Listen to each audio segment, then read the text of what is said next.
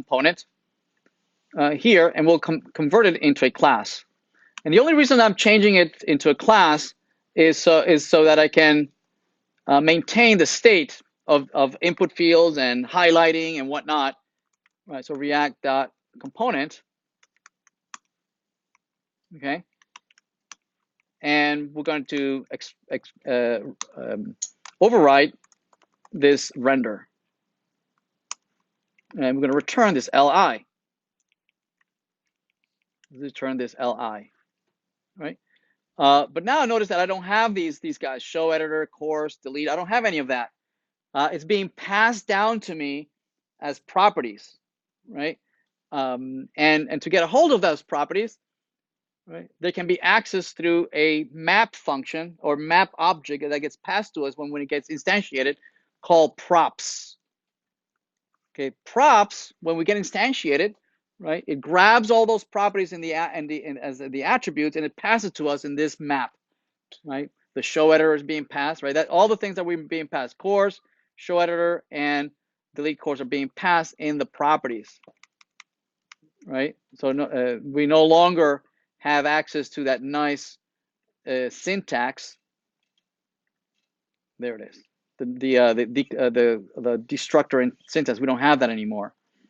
All right. So we go back. Notice that we're back where we started. Yes. For me to crank your flow here, but before the class is over, could you commit and push? Sure. Because last time you didn't push, and we had to wait just a little bit. Really? Okay. No. Yeah. Don't let me go until I push. All right. So now that I have this here, I can have logic. I can run some logic on saying, for instance, don't show the input field until I click the edit, for instance. Yes. Right. I can have my own little state machine in here. I can say, I can have a state that says editing false.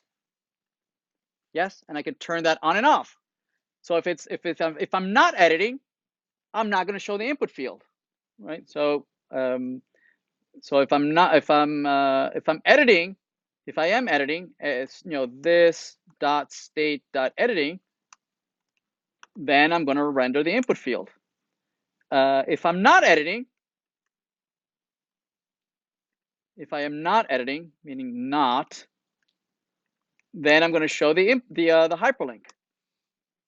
That makes sense, right? These are mutually exclusive. Either I show the links, or true, or I show the input fields, but not both. Make sense? And I can toggle between the two by clicking on the edit.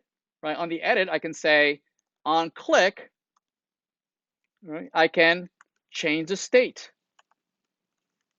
I can change the state. I can say this dot set state editing true.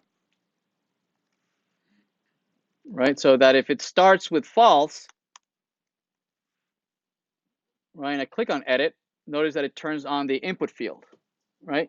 Or when I click on save, I can go the other way, right? I can say on click,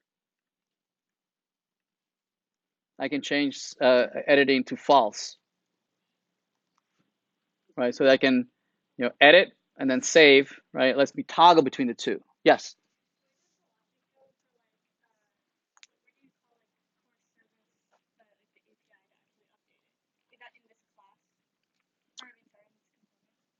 Right. So from here, when you update, say you do the form and everything, and that already works.